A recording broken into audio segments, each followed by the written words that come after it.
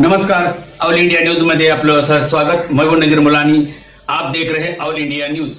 बैठे हमारे सभी सीनियर्स पदाधिकारी, आप सभी का मैं तहे दिल से शुक्रिया अदा करती हूँ। और विकास वालकर जी, जो कि श्रद्धा विकास वालकर ट्रस्ट के फाउंडर हैं, उनका भाई का मैं तहे दिल से शुक्रिया अदा करती हूँ कि उन्होंने मुझे यहाँ आमंत्रित किया। उनके साथी जेम्स भाई जो कि उनका साथ देते हैं, और स्पेशली मैं एक शख्स का शुक्रिया अदा करना चाहूंगी, आदरणीय हमारे सीनियर कीर्ति सर जी का, जो कि फर्स्ट डे से जब उनको पता चला कि इस तरीके से श्रद्धा के साथ जो क्राइम हुआ है, विकास भाई जी से जब मेरी बात हुई तो हमसे पहले भी वो उनके साथ खड़े थे।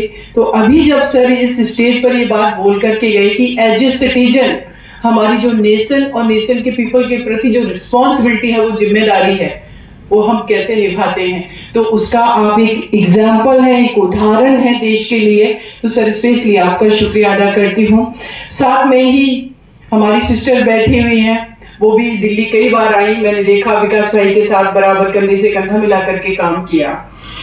अगर आज मैं बात करूं श्रद्धा वालकर चैरिटेबल ट्रस्ट की, तो विकास भाई से हमारी करीब 1 साल पहले बात हुई कि श्रद्धा के साथ जब ये क्राइम हुआ, जब ये अपराध हुआ, तो आप महाराष्ट्र से दिल्ली जा रहे हैं ट्रायल को अटेंड करने, केस को अटेंड करने।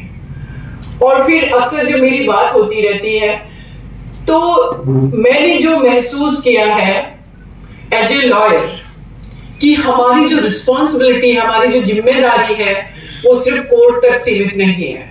जो विक्टिम फैमिली है, जो कंप्लेनेंट है, वो किस मेंटल ट्रॉमा से गुजरते हैं, पब्लिक के बीच होते हैं, तब तो लगता है कि सबका बहुत सपोर्ट है। लेकिन जब वो अकेले घर में होते हैं, तो वो सारी यादें हैं बेटी की, वो सारी घटनाएं हैं, वो सब मन को हिला देती हैं। और श्रद्धा के साथ जिस तरीके से क्रूरलिटी की गई, वो रूह कपा देने वाली थी। तो विकास भाई से मैंने कहा, बोले सिस्टर हम कुछ करना चाहते हैं श्रद्धा के लिए। मैंने कहा इससे बेटर और कुछ नहीं हो सकता है कि श्रद्धा को आज अगर वो हमारे बीच नहीं है, जीवित नहीं है, तो उसको आप एक माध्यम बनाओ सोशल कॉज का। आप अन्य बेटियों के लिए खड़े हो, उन बेटियों के जस्टिस के लिए आप फाइट करें, उनकी आवाज बने। और जब ये डिस्कशन हुआ, और उसके बाद आज श्रद्धा वालकर चैरिटेबल ट्रस्ट के रूप में आपके पास एक प्लेटफॉर्म है, जहां से महाराष्ट्र ही नहीं, ये ट्रस्ट है, पूरे देश की बेटियों के लिए आवाज उठाई जाएगी। और ऐसा मैं मानती हूं कि महाराष्ट्र में, मैं अभी आई, मैंने देखा कई बार पहले भी मैं आ चुकी हूं, कि एटलीस्ट थोड़ी स्थिति बेहतर है। लेकिन इन रियलिटी अगर बात करें, अभी हम सभी लोग देख रहे हैं, कोलकाता में एक डॉक्टर बेटी के साथ अपराध हुआ, उससे पहले निर्भया के साथ देश की राजधानी में चलती बस में गैंगरेप करके उनका मर्डर किया गया था। अभी हम स्वतंत्रता दिवस हमने सेलिब्रेट किया 15 अगस्त को, लेकिन एक्चुअल में अगर आजादी की बात करें, तो मुझे लगता है कि मेरे देश की 50% जो पॉपुलेशन है महिलाओं की, वो आजाद नहीं है। और आजादी का मतलब सिर्फ मैं ये नहीं मानती हूं कि एज ए फादर हमने कहा आपको पढ़ने का अधिकार दिया, मतलब आपको अंग्रेजों से आजादी मिल चुकी है। लेकिन इस इंडिपेंडेंट कंट्री में विमेन को अभी भी अपने फादर से आजादी चाहिए कि मुझे कहां पढ़ना है, कैसे पढ़ना है। उसको अभी भी अपने हस्बैंड से ये आजादी चाहिए कि वो कहां जाएगी, कहां नहीं जाएगी, कौन सी जॉब को चूज करेगी। अभी भी अपने उसको बेटे से आजादी चाहिए। ये हमने एक डुअल कैरेक्टर में हम जी रहे हैं, जबकि इस देश के अंदर आगे आने वाला जो इलेक्शन है 2029 का, महिला वोटर मेल से ज्यादा होने वाली है। कभी कभी लगता है कि देश में इतने दिनों की आजादी के बाद हम सिर्फ क्या एक वोट बैंक बन करके रह गए।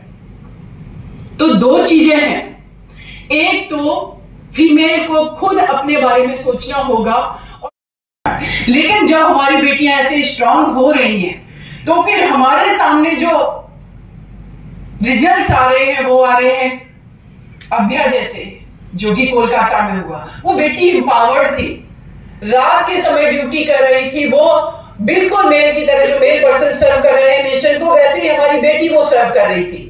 लेकिन जो इंसिडेंट उसके साथ हुआ, क्राइम हुआ, उसके लिए रिस्पॉन्सिबल कौन है?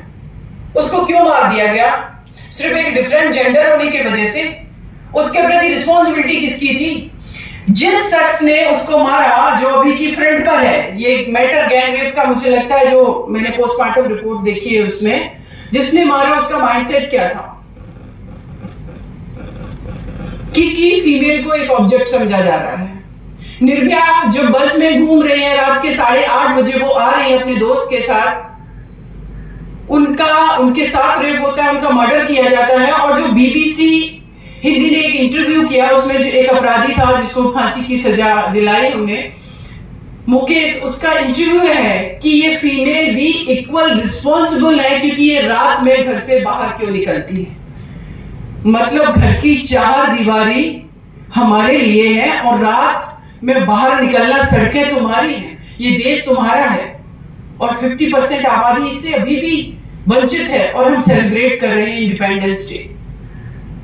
तो ठीक है, अंग्रेजों को भगा दिया यहां से, लेकिन as a father, as a brother, as a citizen, as a senior, as a colleague, as a nation, as a politician, as a administrative officer, as a police officer, सबकी ये इक्वल रिस्पॉन्सिबिलिटी है कि हमारे देश की कोई भी female कहीं से भी निकले, वो इतना कॉन्फिडेंस में हो कि जो क्राइम करने वाला व्यक्ति है, अगर मैं पलट के देखूं तो शायद मुझे उसे थप्पड़ मारने की, रिएक्ट करने की जरूरत नहीं पड़े, कोई दूसरा भाई उसके अंगेस्ट में खड़ा हो। अगर ये हमने अपने देश के अंदर माइंडसेट डेवलप कर लिया, कलेक्टिवली अगर हमने फाइट करना शुरू की, चाहे वो पॉलिटिकल विल पावर हो, एडमिनिस्ट्रेटिव विल पावर हो, एज ए नेशन सिटीजन जो हमारी रिस्पॉन्सिबिलिटी है, अगर हम ये सब कर पाए तो मुझे लगता है ये लड़ाई बहुत बड़ी नहीं है। और इन रियलिटी अगर बात करें कि श्रद्धा के साथ जो अपराध हुआ, मैटर मीडिया में आ गया, अभ्या के साथ जो कोलकाता में हुआ, मीडिया में चीजें चल रही है, निर्भया के साथ जो हुआ मीडिया में आया। इन रियलिटी अगर मैं बताऊं कि ऑफिस में मैं कैसे कैसे केसेस हैंडल कर रही हूं, एक 15 साल की बच्ची पड़ोस में खेल रही है, जिस व्यक्ति को वो चाचा बोल रही है, वो व्यक्ति उसके साथ रेप करता है, अपने घर में केरोसिन डाल के जिंदा जला देता है। बाहुबली आदमी है, उसको इलेक्शन फाइट करना था 2024 एमपी का, लेकिन पिछले 4 साल से जेल में डलवा रखा है और चैलेंज मुझे कर रहा है कि मैडम आइए तो आप आर्ग्यूमेंट में आपको देख लेंगे, थ्रेटनिंग इशू भी बना है। तो आप सोचिए कि जस्टिस भी यहां पर अचीव करना इतना आसान नहीं है। विकास भाई सफर कर रहे हैं, महाराष्ट्र से जब दिल्ली जाते हैं, एक दिन जज छुट्टी पर है तो एक दिन डिफेंस काउंसिल नहीं आया, और डिफेंस काउंसिल अगर एक दिन नहीं आया, 2 बार नहीं आया गेट पर, तो आप उसका कुछ नहीं कर सकते as per the procedure of our law. तो क्या है, वहां से वो वापस आ रही है। कितनी ऐसी फैमिली है जो विलेज में रहती है जिनके एक्सेस में जस्टिस है ही नहीं। कितनी ऐसी बेटियां हैं जो कि मेरा जस्ट डायल पर रजिस्ट्रेशन है, वहां पर कॉल्स आते रहते हैं ऑफिस के नंबर पर। बेटियां कॉल करेंगी, ऑफिस में जब कोई कलीग फोन उठाता है तो वो कहती सीमा मैम से बात करनी है, बात करो, उधर से सिसकने की आवाज है, ये रियलिटी है। और सिसकने की, वो रोने की आवाज, ये कहती मैम मैं आपको बताना चाहती, क्योंकि आपको मैंने निर्भया केस में देखा, आपने चार को फांसी कराई, लेकिन मैं ये बात अपने पेरेंट्स को भी नहीं बताना चाहती हूँ, क्योंकि वो कहेंगे कि तुमने उस लड़के से बात करी थी, तुम्हारी ही गलती होगी अगर घर में बच्चों के साथ चाइल्ड एब्यूज हो रहा है, उनके पास कोई प्लेटफॉर्म नहीं है बोलने के लिए। और वो बच्चे जो नेशन का प्रॉपर्टी हो सकते हैं, नेशन की पूंजी हो सकते हैं, एक इंटेलेक्चुअल माइंड हो सकते हैं, उनको अगर उनके साथ हरासमेंट हो रहा है तो वो अपने आप से एक इमोशनल फाइट कर रहे होते हैं अंदर ही अंदर, और हम उस देश की पूंजी को, प्रॉपर्टी को डिस्ट्रॉय कर रहे हैं। ये लड़ाई सिर्फ एक जेंडर के फेवर की लड़ाई नहीं है कि हमें विमेन के लिए लड़ना है। विमेन के लिए इसलिए लड़ना है क्योंकि हम एक हेल्दी सोसाइटी बना सके। विमेन के लिए इसलिए लड़ना है कि जिस विमेन के ऊपर एक परिवार की रिस्पॉन्सिबिलिटी है, उसमें जो बच्चों की अपब्रिंगिंग हो रही है उसमें वो कंट्रीब्यूट कर सके। ये लड़ाई बहुत बड़ी है। निर्भया को जब 4 लोगों को फांसी की सजा हुई तो उस समय बहुत लोगों के पास मेरे मैसेज आते थे कि मैम मुझे नहीं लग रहा है कि इस देश में इन 4 को फांसी की सजा हो पाएगी। लेकिन मैं सैल्यूट करती हूं मीडिया को, बराबर आवाज उठाई। मैं सैल्यूट करती हूं देश के हर उस नागरिक का जो आखिरी दम तक अपनी आवाज उठाते रहे। वो कलेक्टिवली वर्क किया गया, इसलिए वो रिजल्ट आया। नहीं, बहुत ही डिफिकल्ट है ये सब करना। और वही मैं आप लोगों से रिक्वेस्ट कर रही हूं। आपके महाराष्ट्र की बेटी थी श्रद्धा, वो हमारे देश की बेटी थी, वो मेरी छोटी बहन थी। एज ए उसकी बड़ी सिस्टर मैं कोर्ट में लड़ रही हूँ। सौम्या सर बराबर विकास भाई का साथ दे रहे हैं, जेम्स भाई हैं, हमारी सिस्टर है यहाँ पर, और आप सब लोग खड़े रहिए। कुछ नहीं, बहुत करना है तो इंडिविजुअली एक एक इंसान भी अगर आवाज उठाता है तो वो करोड़ों की आवाज बन जाती है। अभी बहुत सारे अमेंडमेंट कानून में कर दिए गए हैं। मुझसे लोग पूछते हैं कि आखिर निर्भया के केस में 4 लोगों को फांसी की सजा हुई, क्राइम क्यों नहीं रुका? लेकिन ये सभी को पता है कि 4 लोगों को फांसी की सजा हुई, लेकिन वो कितने दिन में हुई?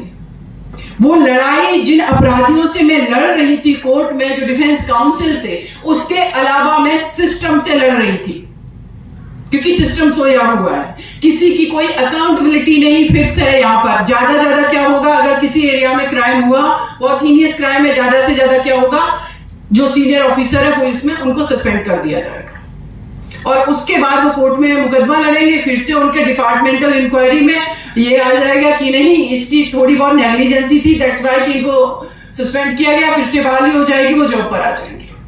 एज ए पॉलिटिशियन हम जाएंगे, सांत्वना देंगे, घर वापस आ जाएंगे और इनको न्याय मिलेगा। उसके बाद परिवार भागता रहता है। एज ए जजेज, एज ए एडवोकेट, सिस्टम इस तरीके का डेवलप किया हुआ है। हमारे देश की आज आबादी जो है 140 करोड़ से एबव पहुंच रही है।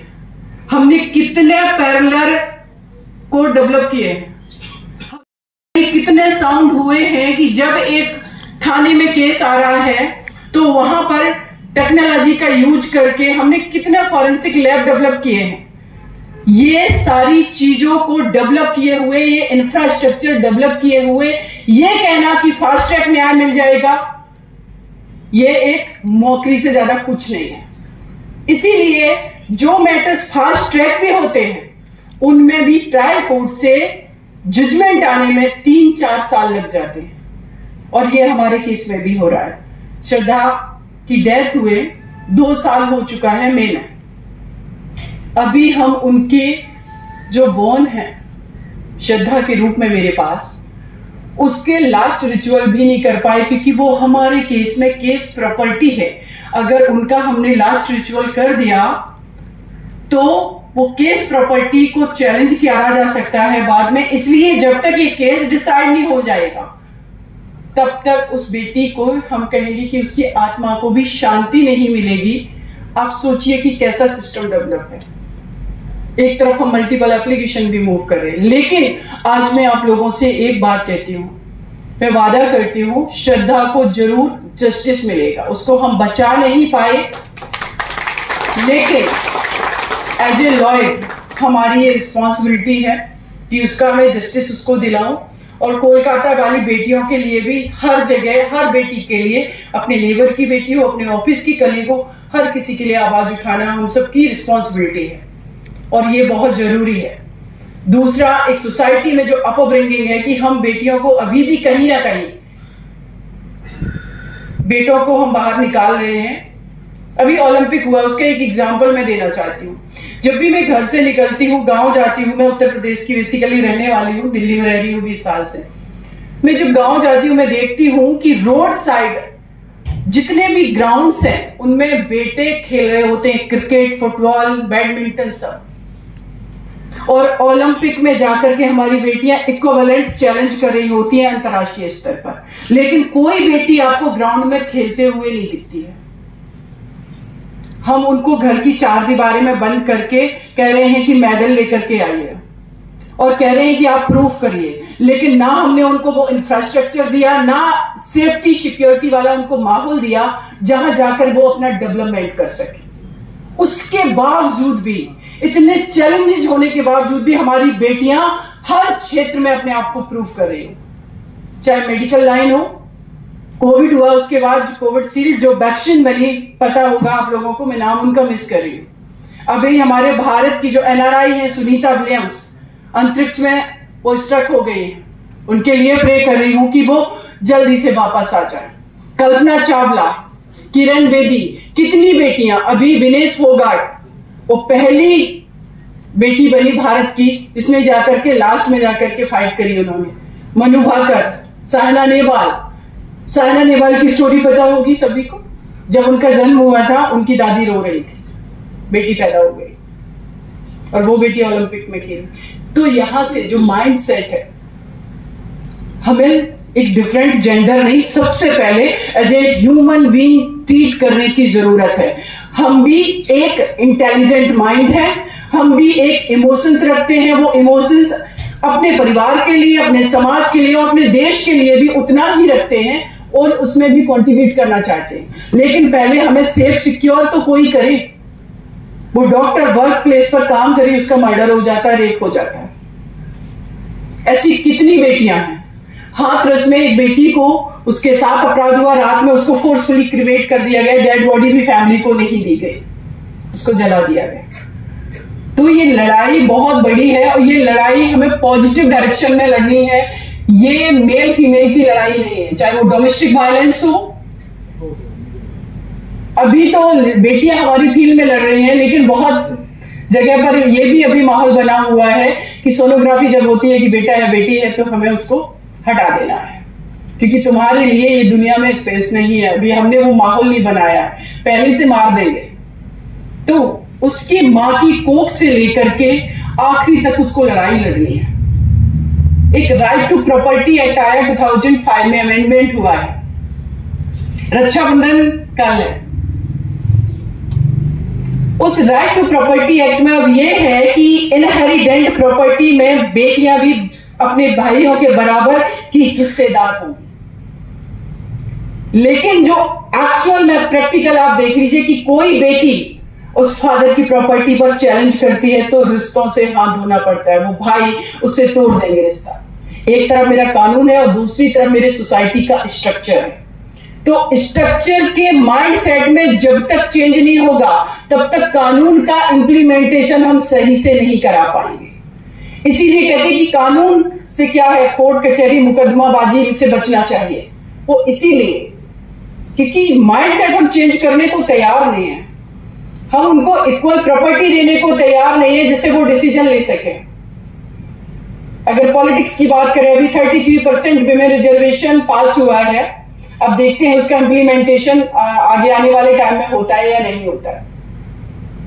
लेकिन मैंने देखा है कि कभी कभी लोग ये स्टेटमेंट देते हैं कि महिला है, उसके वो इक्वल लेवल पे हमसे डिस्कशन डिबेट नहीं कर सकती है।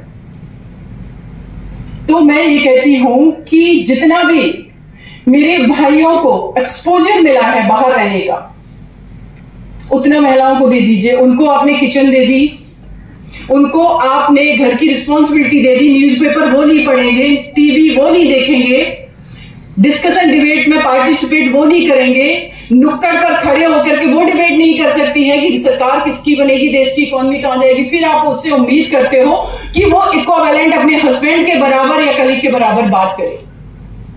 तो पहले उनको वो माहौल हमें प्रोवाइड करवाना है।